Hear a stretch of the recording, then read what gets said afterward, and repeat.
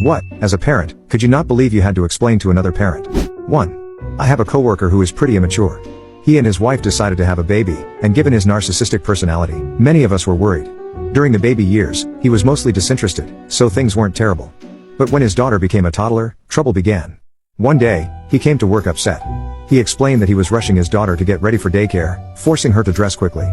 She threw a tantrum, and when he continued dressing her, she bit him. To teach her a lesson, he bit her back hard. His wife was furious, and he couldn't understand why. I explained that as the adult, it was his job to teach his daughter not to bite.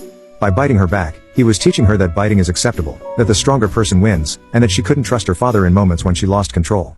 He dismissed tantrums as manipulative behavior. I explained that toddlers have tantrums because they feel overwhelmed or out of control. When I asked how much time he gave her to get ready in the mornings, he admitted he woke her up, dressed and fed her, and was out the door within 15 minutes. I suggested he wake her an hour earlier, give her time to wake up, let her dress herself, and have a relaxed breakfast. He scoffed, "You act like they aren't kids but real people." I replied, "I do, because they are." I asked how he would feel if someone forced him to wake up, quickly dressed him, and ignored his distress. He looked flabbergasted. I think it dawned on him, for the first time, that his children were independent people, not extensions of himself. Unfortunately, this didn't stick. His 12-year-old daughter now refuses to speak to him, and after his divorce, she won't see him anymore. 2. My neighbor's daughter was about 11 when this happened. She wanted to join my older kids at the swim park, but they didn't have room for her in the car. I had to tell her she couldn't go, which I felt bad about. Her mom called me, insisting her daughter should go because she already started her menstrual cycle. I thought she misunderstood and explained that it was a matter of space in the car. She continued to insist, she has her period. Confused, I finally asked what that had to do with anything. Her answer suggested she believed having her period meant her daughter was automatically more mature and capable. I tried to explain that maturity doesn't work that way. To this day, I have no idea how her menstrual cycle factored into the argument. 3. I'm not a parent, but as a teacher, I once had to explain to a mother the importance of bedtimes. Her 7-year-old son was always tired, had difficulty staying awake in class, and wasn't performing well academically. When his mom came to discuss his poor grades, I discovered she thought he was sleeping too much. She was keeping him up until midnight and waking him at 6 a.m. I explained that growing children need at least 10 hours of sleep per night for their bodies to grow and heal.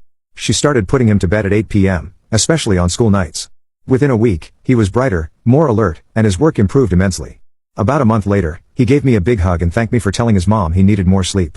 4. My daughter became a mom at 22. She, like many of her generation, spent a lot of time scrolling through social media and taking selfies. When she stayed with me for a while, I noticed that while she was attentive in feeding and changing her baby, she didn't talk to her much. She'd put her daughter in a playpen or on a mat, but there wasn't much verbal interaction. I explained to her that talking to her baby was crucial for language development. Babies learn to speak by hearing their parents talk and seeing their expressions. My granddaughter was a late talker, which concerned me. Now at 4, she talks circles around all of us. She's funny, bright, and articulate. I think new parents often don't realize how important it is to engage with their babies through speech, even when all the baby can do is coo and smile back. 5. Not me, but my mom had an unbelievable experience. She was pregnant, knitting baby clothes with another expectant mother.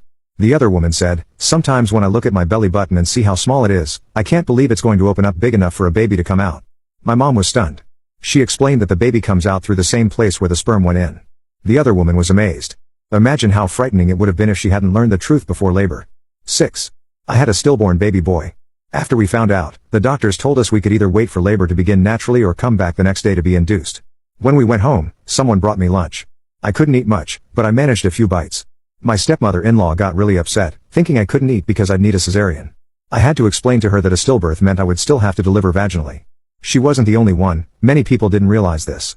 A stillbirth is not a miscarriage, you are delivering a fully formed baby who requires a funeral, burial, or cremation.